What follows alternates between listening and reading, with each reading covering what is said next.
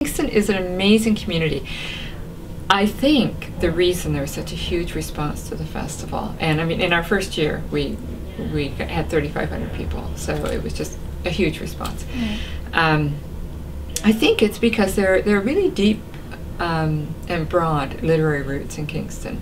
The first novel published in Canada was published in Kingston. First cookbook published in Canada was published in Kingston. In fact, we name our food event on Sunday, we call it the Cook Not Mad Sunday Brunch, because the first cookbook published in Canada was called the Cook Not Mad. So there's, you know, and there have always been writers living here and coming through here. I mean, Robertson Davies was from here, you know, Mark Twain traveled through, and Rudyard Kipling, and I mean, the prison was a big tourist draw. In the 19th century, people would come and visit the prison. So all the writers who were coming to visit the colonies would come and, you know, visit Kingston because of the prison.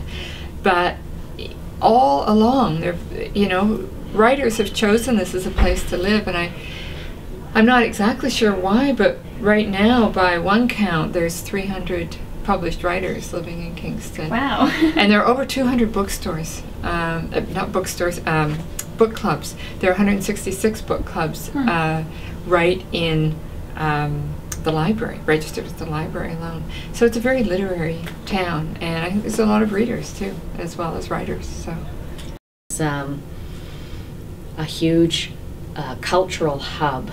You know how historically you think about when there have been sort of when creative people coalesce in a place, like you had the Bloomsbury group that Carolyn was talking about last night, and then you have different artistic movements, like sort of in the visual arts, where, you know, you have the group of seven, you have the Impressionist movement, for instance, where suddenly everybody's thinking in ways that are building on each other. I mean, it's so collaborative, actually. Although writing is a lonely occupation, it's very collaborative, and artists need each other.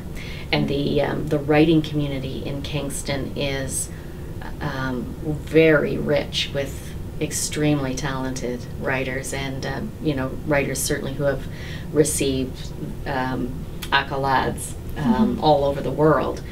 And they're a close-knit community. They all know one another. They support one another. They go to each other's readings. You know, you see the same faces at the different book launches or whatever. And there's a huge number of poets in Kingston. I know there's at least 2 large poetry collectives.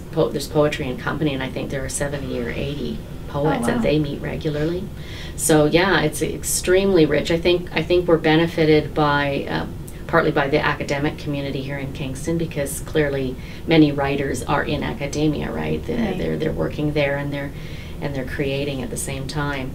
So it just seems to be one of those sort of a time and place where, and I sometimes think to myself that 100 years from now, people may look back and say, yes, that was the Kingston Collective. There was Merilyn, Simonds, and Wayne Grady, and Diane Chamberlain, and Helen Humphreys, and the list goes on and on in this community.